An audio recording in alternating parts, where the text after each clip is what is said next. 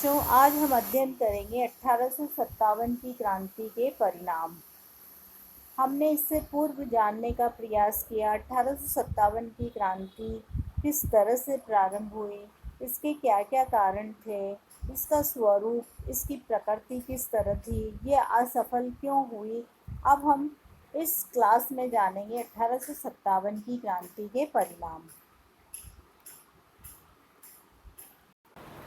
1857 की क्रांति के क्या क्या परिणाम निकले। कंपनी शासन का अंत हो गया, सामाजिक नीति पर प्रभाव पड़ा,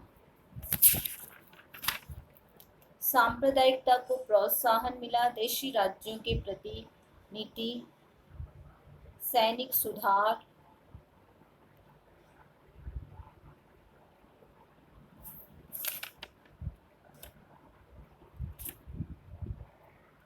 तो सबसे पहले हम देखेंगे कंपनी शासन का अंत। थॉमसन गैरेट के अनुसार इस विद्रोह को हम एक ऐसी अप्रिय घटना बताकर चुप नहीं हो सकते जिसका अंत उसके दमन के साथ हो गया हो। उसके अनुसार इसके दूरगामी परिणाम हुए। पन्नीकर का भी मत है कि 1857 का विद्रोह आधुनिक भारतीय इतिहास की एक महान विभाजक रेखा थी। तो दो इतिहासकारों के विचार हमने जाने, थॉमसन गैरेट और पन्नीकर के। कंपनी शासन का अंत। कंपनी शासन का अंत किस तरह से हुआ, फर्स्ट पॉइंट हम देखेंगे कंपनी शासन का अंत। ब्रिटिश ताज ने कंपनी के शासन का अंत करने की घोषणा की। डार्डविज के अनुसार लॉर्ड कैनिंग के प्रथम गवर्नर जनरल और वायरस बनने के साथ ही एक नए युग का आरंभ होता है जो 1918 ईस्वी में महायुद्ध के साथ समाप्त हुआ। अगस्त 1858 ईस्वी को ब्रिटिश संसद ने एक अधिनियम पारित किया। भारत में कंपनी शासन का अंत कर दिया गया। तो हमने सबसे पहले देखा कि प्रथम गवर्नर जनरल किसको बनाया गया, लॉर्ड कैनिंग को। वो वायसराय भी कहलाए और गवर्नर जनरल। अभी तक गवर्नर जनरल होता था, अब गवर्नर जनरल वायसराय कहलाने लगा 1857 की क्रांति के बाद। तो सबसे पहले कंपनी के शासन का अंत कर दिया गया 1858 के ब्रिटिश संसद अधिनियम के अंतर्गत। ब्रिटिश भारत का प्रशासन इंग्लैंड के ताज द्वारा ग्रहण किया गया। इस प्रकार 1600 ईस्वी में स्थापित ईस्ट इंडिया कंपनी के शासन का अंत हो गया। बच्चों, आपके एक वन वर्ड वाला प्रश्न और तैयार होता है, ईस्ट इंडिया कंपनी की स्थापना कब की गई। तो आपको ध्यान रखना है 1600 में ईस्ट इंडिया कंपनी की स्थापना की गई। दूसरा प्रश्न आपका तैयार होता है कि गवर्नर जनरल वायसराय कब कहलाने लगे। तो 1857 की क्रांति के बाद। और प्रथम गवर्नर जनरल और वायसराय कौन था। तीन प्रश्न आपके इसमें तैयार हो गए हैं। तो ब्रिटिश भारत का प्रशासन इंग्लैंड के ताज द्वारा ग्रहण किया गया। भारत का प्रथम governor general Lord Canning viceroy कहलाने लगा। रेगुलेटिंग एक्ट के समय से धीरे धीरे इंग्लैंड की सरकार ने कंपनी के प्रशासनिक कार्यों पर अपना नियंत्रण स्थापित किया। 1853 ईस्वी के चार्टर एक्ट द्वारा कंपनी के संचालकों के अधिकारों को समाप्त कर दिया गया। कंपनी के नियंत्रण मंडल के अध्यक्ष का स्थान 1858 के अधिनियम द्वारा नियुक्त भारत सचिव ने ले लिया। पहले नियंत्रण मंडल का अध्यक्ष कार्य को देखता था, अब कौन देखेगा, भारत सचिव कार्य को देखेगा। आरंभ में इंग्लैंड की ताज और संसद ने भारत के प्रशासन में रुचि ली, लेकिन धीरे धीरे उनकी रुचि कम होने लगी। फलस्वरूप भारतीय सचिव और भारत परिषद के हाथों में संपूर्ण शक्ति केंद्रित होने लगी। 1861 के अधिनियम के द्वारा भारतीय परिषद के अधिकार कम कर दिए गए। भारत सचिव के पद पर अनेक योग्य व्यक्तियों की नियुक्ति हुई, जिन्होंने इंग्लैंड के मंत्रिमंडल के सदस्य होने के नाते भारत सरकार की राजनीतिक और वित्तीय गतिविधियों पर अपने नियंत्रण में लगातार वृद्धि की। 1870 ईस्वी में इंग्लैंड और भारत में तार की व्यवस्था आरंभ होने के फलस्वरूप भारत सचिव लगभग प्रतिदिन गवर्नर जनरल को आदेश भेजने लगा।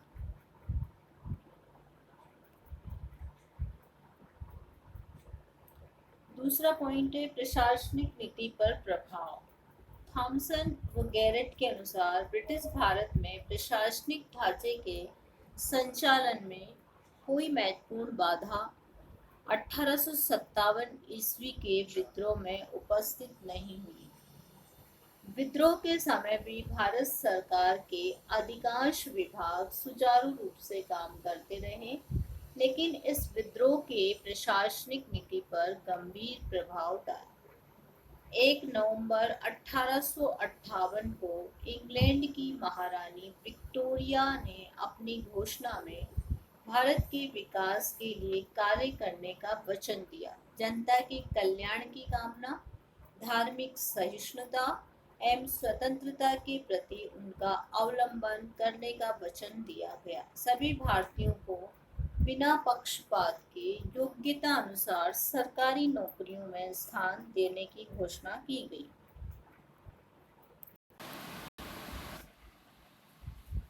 तो बच्चों हमने इसमें जानने का प्रयास किया प्रशासनिक नीति के अंतर्गत क्या प्रभाव पड़ा। सबसे पहले तो 1858 में महारानी की घोषणा पत्र प्रकाशित हुआ और इस घोषणा पत्र में क्या कहा गया, सबसे महत्वपूर्ण बात इसमें ये कही गई कि बिना किसी धर्म जाति के भारतीयों को योग्यता के अनुसार स्थान दिया जाएगा। विक्टोरिया की घोषणा बहुत महत्वपूर्ण थी। इसमें परंपरागत नीति का अंत करके प्रशासन को एक नई भावना भर दी गई।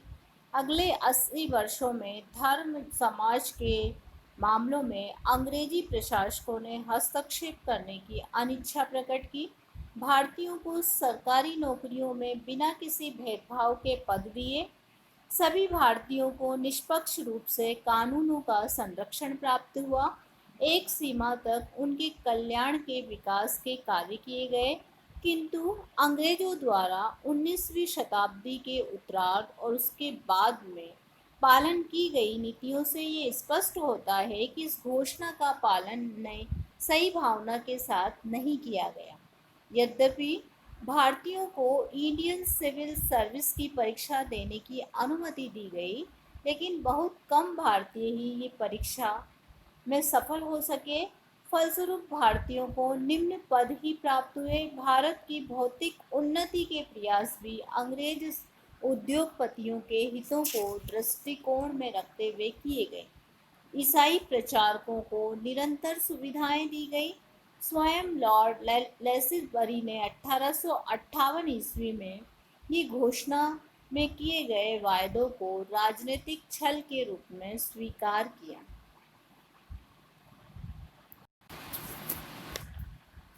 सांप्रदायिकता को प्रोत्साहन किस तरह से दिया गया। 1857 की क्रांति का एक परिणाम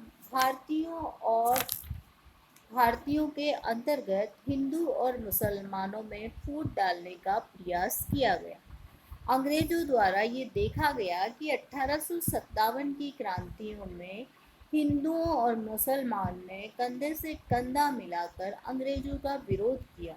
इसलिए मुसलमानों को हिंदुओं की तरफ जाने से रोकने के लिए अंग्रेजों द्वारा अनेक प्रकार की सुविधाएं मुसलमानों को मुहैया करवाई गई। उन्हें विभिन्न प्रकार के प्रलोभन दिए गए और उनमें वैमनस्य बढ़ाने की नीति अपनाने का प्रयास प्रारंभ किया गया।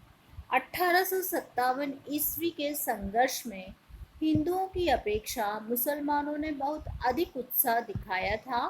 इस विद्रोह के बाद हंटर ने मत प्रकट किया कि मुसलमानों को अधिक सुविधाएं देकर उन्हें अंग्रेज साम्राज्य का समर्थक बनाया जा सकता है अंग्रेजों ने दोनों जातियों में वैमनस्य बढ़ाने की नीति अपनाई, जिसके फलस्वरूप राष्ट्रीय आंदोलन में पूर्ण रूप से एकता स्थापित नहीं हो सकी और अंत में देश का विभाजन हुआ। अंग्रेजों द्वारा हिंदू मुसलमानों में फूट डालने का प्रयास किया गया। देशी राज्यों के प्रति देशी राज्यों के प्रति नीति। अब विक्टोरिया की घोषणा में देशी राजाओं को ये वचन दिया गया था कि ब्रिटिश सरकार उनके साथ की गई संधियों और समझौतों का पालन करे। उनको आश्वासन भी दिया गया था कि भारत सरकार उनके अस्तित्व को समाप्त नहीं करे। लॉर्ड कैनिंग ने राजाओं और जागीरदारों को अनेक संदेह प्रदान की, जिसमें उन्हें गोद लेने का अधिकार दिया गया, किंतु लॉर्ड कैनिंग ने 1860 ईस्वी में यह भी स्पष्ट कर दिया कि देशी राज्यों में कुशासन को सहन नहीं किया जाएगा। इस आधार पर देशी राज्यों के मामलों में अनेक बार हस्तक्षेप किया गया। 1857 ईस्वी के बाद के 50 वर्षों में विकसित राजनीतिक कानूनों के अंतर्गत देशी राज्यों के मामलों में निरंकुशता से हस्तक्षेप किए गए तथा कैनिंग द्वारा प्रतिपादित नीति का पालन उसके उत्तराधिकारियों द्वारा उत्साह के साथ नहीं किया गया। कर्जन के समय तक देशी राज्यों के मामलों में ब्रिटिश सरकार का हस्तक्षेप अपनी चरम सीमा पर पहुंच गया था। कुल मिलाकर हम ये कह सकते हैं कि देशी राज्यों को प्रारंभ में आश्वासन दिया गया कि उनके अधिकारों की, उनके सम्मान की और उनके राज्यों की रक्षा की जाएगी, उन्हें किसी भी प्रकार से हानि नहीं पहुंचाई जाएगी। लेकिन कुशासन का आरोप लगाकर उनके राज्यों को जबरदस्ती ब्रिटिश सरकार में सम्मिलित किए गए। अब हम देखेंगे सैनिक प्रभाव। विद्रोह के बाद के 50 वर्षों में विभाजन की नीति को सैनिक संगठन के क्षेत्र में भी अपनाया। भारतीय सेना के पुनर्गठन में जाति, धर्म, स्थानीयता को महत्व दिया जाने लगा। गोरखे, पठान, डोगरे, राजपूत, सिख, मराठे, जाट के अलग अलग सैनिक दस्ते बना दिए गए। इनमें से गोरखे, सिख, मराठे, राजपूत और पठानों पर अधिक विश्वास किया गया, क्योंकि इन्होंने विद्रोह में भाग नहीं लिया था।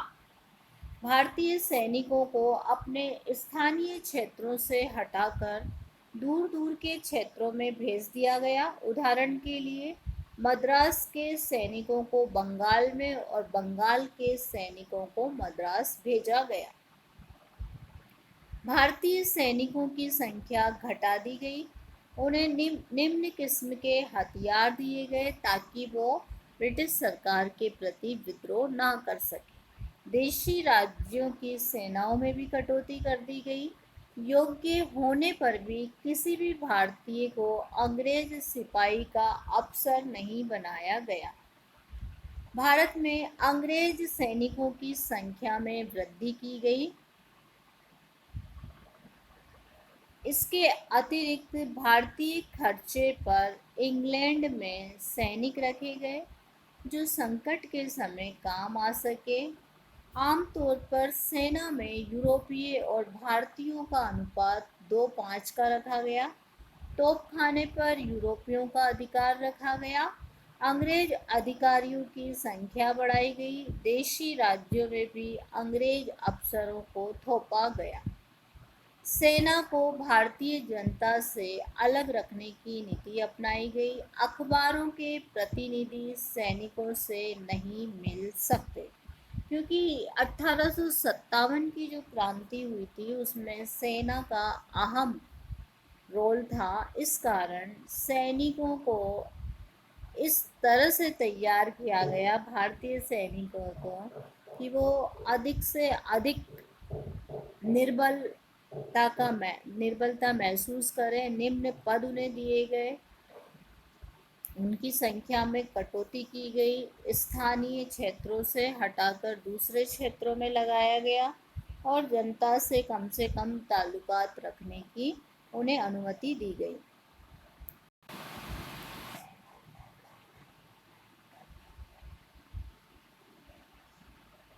आर्थिक प्रभाव। 1857 ईस्वी के विद्रोह को दबाने का सारा व्यय भारत सरकार ने ही वहन किया। इससे 36 लाख पौंड का घाटा हुआ। इस आर्थिक भार ने भारत सरकार व प्रांतीय सरकारों की वित्तीय व्यवस्था को शोचनीय बना दिया। इसे सुधारने के लिए भारतीय जनता पर अनेक कर लगाए गए। आरंभ में विकास के कार्यों पर कम धन व्यय किया गया, नमक पर कर बढ़ा दिया गया, आय कर लागू किया गया, आयात की वस्तुओं पर 10% कर लगाया गया। विकास कार्यों की गति धीमी होने के कारण भारत में अकालों की संख्या भी बढ़ गई। 1857 ईस्वी के विद्रोह के बाद भारत का आर्थिक शोषण तेजी से हुआ। कंपनी के प्रशासन के अंत के पश्चात अंग्रेज पूंजीपति निडर होकर भारत में अपनी पूंजी लगाने लगे। चाय, कपास, तंबाकू, कॉफी, जॉट, नील के व्यापार को प्रोत्साहन दिया गया। इन व्यवसायों का लाभ अंग्रेज पूंजीपतियों को मिला।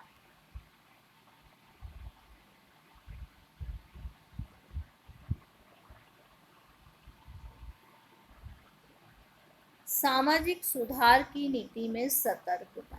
ब्रिटिश सरकार का सामाजिक सुधार के प्रति उत्साह ठंडा पड़ गया। उन्होंने इस नीति का पालन करने में सतर्कता से काम किया। हमने पहले देखा 1857 की क्रांति में जो सामाजिक सुधार किए गए थे, उससे भारतीय जनता ब्रिटिश सरकार से असंतुष्ट होने लगी और भारतीयों में ये विश्वास पनपने लगा था कि ये हमारी संस्कृति पर कुठाराघात करने का प्रयास है। यद्यपि सामाजिक कुरीतियों को दूर करने के लिए कानून बनाए गए थे, लेकिन उन कानूनों को भारतीय जनता द्वारा अच्छी दृष्टि से नहीं देखा गया।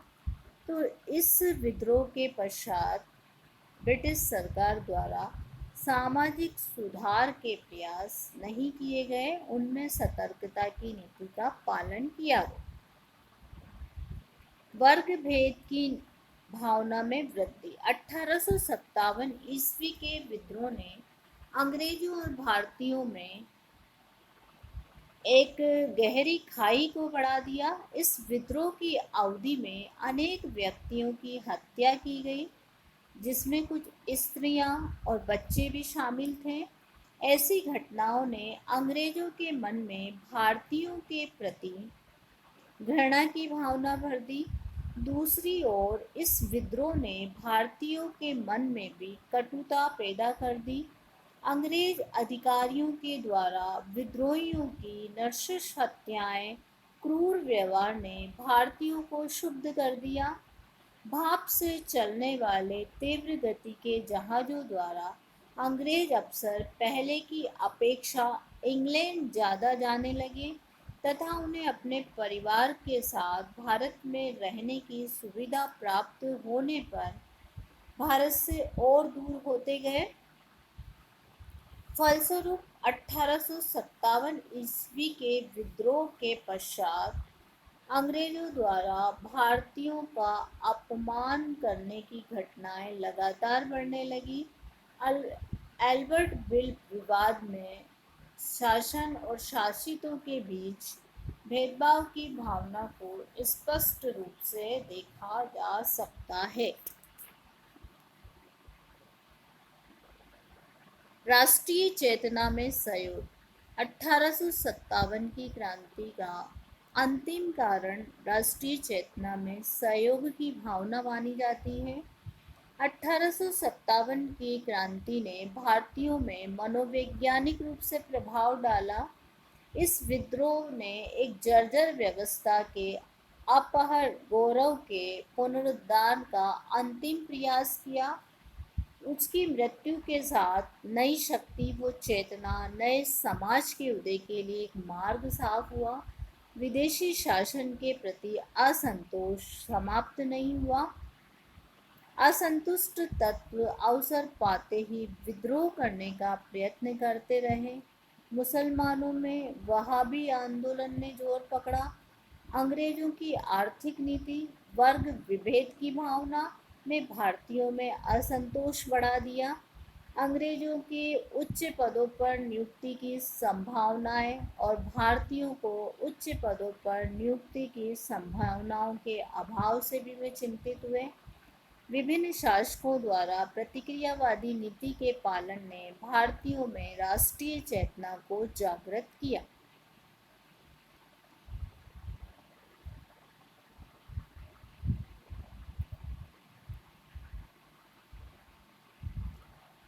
इस प्रकार हम कह सकते हैं 1857 के विद्रोह की विफलता ने भारतीयों को ये दिखा दिया कि सिर्फ सेना और शक्ति के बल पर ही अंग्रेजों से मुक्ति नहीं मिल सकती, बल्कि सभी वर्गों का सहयोग, समर्थन और राष्ट्रीय भावना होना आवश्यक है।